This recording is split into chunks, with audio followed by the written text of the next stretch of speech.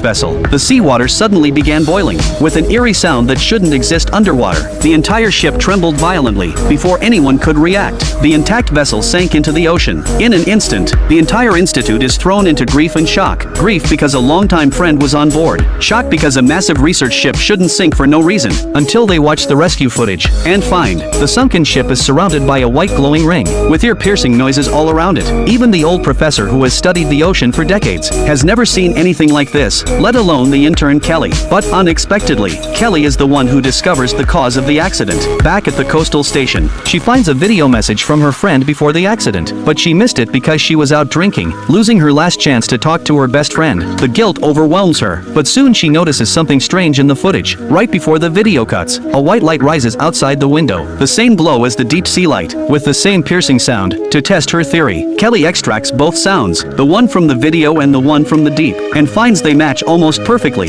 Kelly concludes the shipwreck is tied to these strange signs. She immediately contacts the old professor and reports her findings. But this is far beyond what the professor can accept. She refuses to believe anything supernatural exists in the ocean, so they end up arguing in part ways unhappily. But Professor Seagull, who overheard, makes a new discovery. When he gets home, his student Kit sends him whale footage, and comparing them, the same white light and strange sound appear. Tests confirm it. The professor realizes she wrongly blamed Kelly, but is too proud to admit it. So Seagull brings Kelly the footage while heading to a global ocean conference, acknowledging her findings, which also eases the tension between Kelly and the professor. They're getting closer to the truth. But as Kelly sees Seagull off to the helicopter, a disaster of unprecedented scale strikes, because the bearded guy doing experiments discovers everyone's phones are suddenly ringing. He checks his phone, and sees a tsunami emergency alert, and Kelly's city is one of the 3 warning zones. He calls her immediately, but Kelly didn't bring her phone while seeing Seagull off. Luckily, right before takeoff, Seagull gets the Institute's warning, and drags Kelly out of danger just minutes before the tsunami hits. Watching her coastal station destroyed so easily, Kelly is terrified, but at least she's alive. Others aren't so lucky.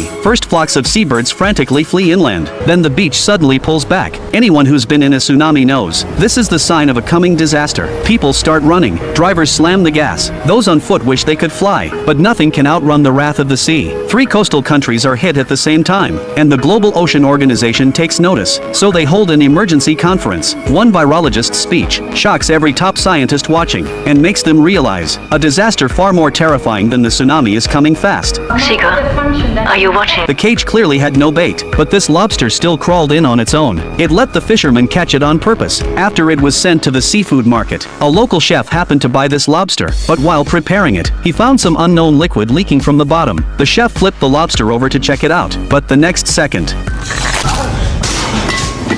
the chef who got